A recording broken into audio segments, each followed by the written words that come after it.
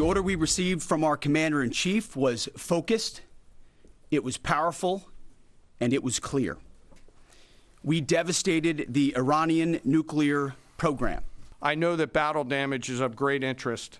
Final battle damage will take some time, but initial battle damage assessments indicate that all 3 sites sustained extremely severe damage and destruction. Welcome back. So we want to talk once again about how remarkable this operation was. So let's rewind the clock here. Operation Midnight Hammer all kicks off with a couple of planes being sent out west to Guam. That was the decoy, a couple of B-2 stealth bombers. But the rest of that strike package, the real strike package, taking off from Whiteman Air Force Base, including 7 of those B-2s, flying more than 7,000 miles to Iran to conduct their operation. And here's what's happened once they got on target here. You had the 7 B-2s, but in front of them, you had fighter jets sweeping for enemy fighters, enemy anti-aircraft batteries. And once those bombers came in and hit the target, you also had a guided missile sub down here shooting about 30 Tomahawks at Isfahan, where they had all sorts of tunnels and enriched uranium in those tunnels. Remarkable operation. For more on that, we want to send it out to Jennifer Griffin live at the Pentagon. She's been diving into what exactly happened. She's been talking to her contacts all weekend. Jennifer, fill us in. What's the latest? Well, Bill, U.S. military forces right now on high alert across the Middle East, expecting an imminent response from Iran. The U.S. Navy actively planning its response should Iran's Revolutionary Guard Navy mine the Strait of Hormuz. Few here at the Pentagon think this is over, despite Saturday's flawless military strike on Iran's 3 nuclear facilities, a plan that has been honed and practiced since 2008. U.S. B-2 pilots have been practicing this 37-hour round-trip flight to the Middle East for years. The 30,000-pound bunker buster bombs tested against hardened targets as recently as last year. This operation underscores the unmatched capabilities and global reach of the United States military. As the president clearly said last night, no other military in the world could have done this. 125 U.S. warplanes, each B-2 refueled in midair 3 to 4 times each way on the nonstop 18-hour flight from Missouri. An air refueling bridge across the Mediterranean and Middle East. 14 GBU-57 bunker buster bombs among the 75 satellite-guided munitions dropped, and 30 Tomahawk missiles fired from an Ohio-class submarine 400 miles away from Iran, which stayed in the air 1 hour and 40 minutes, time to drop after the last B-2 struck in Fordo. Captain Todd Sawhill, an intelligence targeting officer, focused on this problem for years and was asked whether the Tomahawks could destroy Isfahan and the deep tunnels where the Iranian uranium conversion takes place. No, in that case, it's extremely limited because those weapons are really designed to go after surface targets. They don't have much penetration capability. The problem is, like you mentioned, the mountain, which is deep under hard granite and unreachable by conventional munitions, to include the GBU-57. Isfahan is arguably a tougher target than Fordo. Now we await the bomb damage assessment. Bill?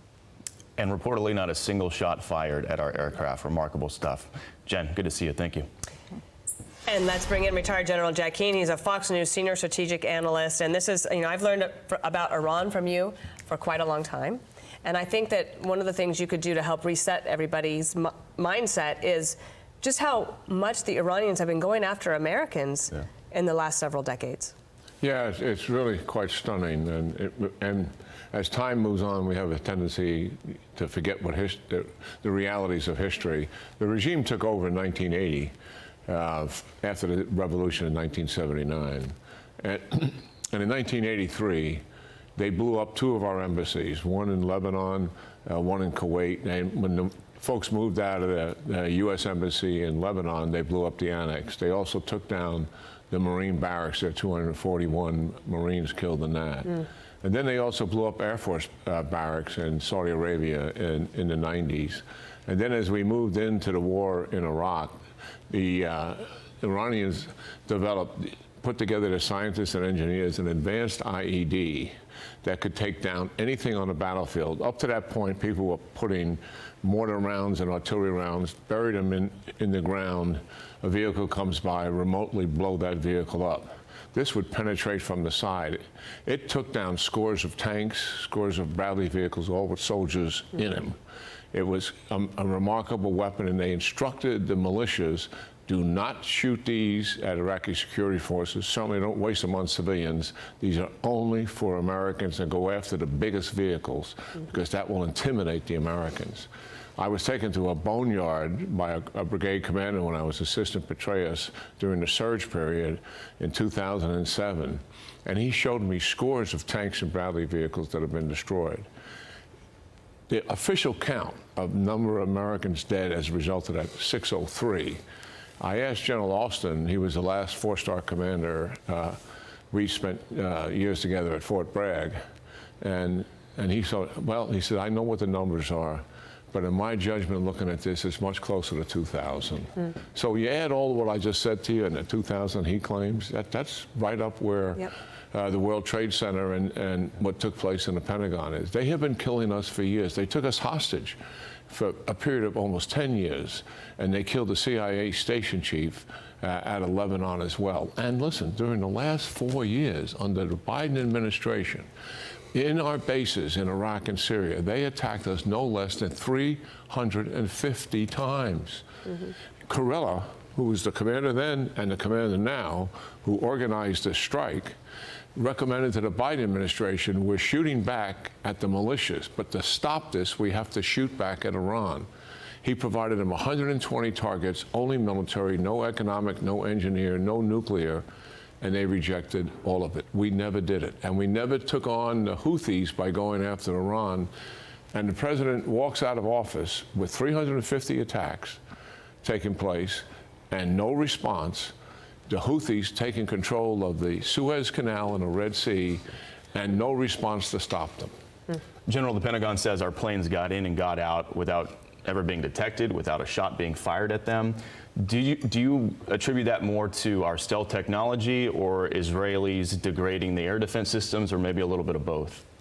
Well, the Israelis knocked out the advanced S-300 and S-400s from Russia. And Russia does very good missile defense systems on a parallel to us. And they took care of that in October. And then they came back as a result of the initial stage of the operation. They go about business the same way we do. The first thing we do if we're going to deal with a country, a nation state, is to bring down their air defense systems. We don't bring anything else in until we've done that. They took down the remaining 70 air defense batteries that existed. All 70?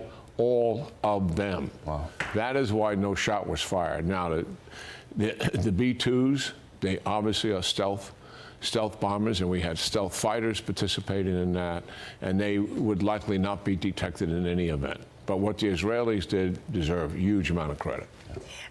Your thoughts about America's waiting for some sort of retaliation? What do you think the retaliation might be, or is it impossible to say? Well, you're talking about from the Iranian? From Iran. Yeah. I think, whether this ends at the negotiating table on a battlefield remains to be seen. I think the Iranians have their own time schedule, and they've proven that to us in the past. Yeah. I think what the outcome is at the nuclear sites, all 12 of them, but particularly the ones in question here that we're involved in, will be a factor in what they're going to do. But I think that, the first choice is President Trump has offered it to them. Do they come to the negotiating table and try to work something out with us, which would be full dismantling of nuclear, of ballistic missiles? I think our national security team would also put down on a table, look, supporting proxies is over. We're not putting up with this anymore. Your malign, aggressive behavior in the region is over. Only then will we go to a ceasefire and remove sanctions. The second thing is they have the choice just to continue what they're doing against Israel. No attacks on the United States. That's a possibility. I think it's unlikely. The third thing is a symbolic response, limited, kind of like they did after Qasem Soleimani, limited. Very good target from their perspective is Iraq, because they're so close to it and they have Shia militia that can move missiles and rockets into the country and not be detected. They may fire some of their own. They would do that symbolically to demonstrate to some of their own people that they're handling this problem, that they are seeking retribution for the humiliation that they suffered. But there is deep humiliation and there's deep division on what has happened here. And many of the people in the power structure are frustrated by the fact that they've lost all of their air defense systems, that their military sites have been destroyed, and most of all, their nuclear sites. There's a huge amount of frustration. So does that drive an unrestrained consequential attack because of that passion and because of that zealotry? That certainly is possible, and that is what we are guarding ourselves against the most. U.S. bases, other assets in the region, possibly something in the homeland, but I think our guys will be on top of that in terms of counterintelligence. Those are kind of the options that they have available. And if they hurt us, whether it's a symbolic attack or a major attack, the Trump administration has told them specifically what the consequences are, and they will be held accountable. General Jack Keane, thank you. Good to see Yeah, We're great going to talking keep to you you busy both. this week. Yes. Stay on. Keep your phone on. I'm Steve Ducey. I'm Brian Kilmeade. And I'm Ainsley Earhart. And click here to subscribe to the Fox News YouTube page to catch our hottest interviews and most compelling analysis.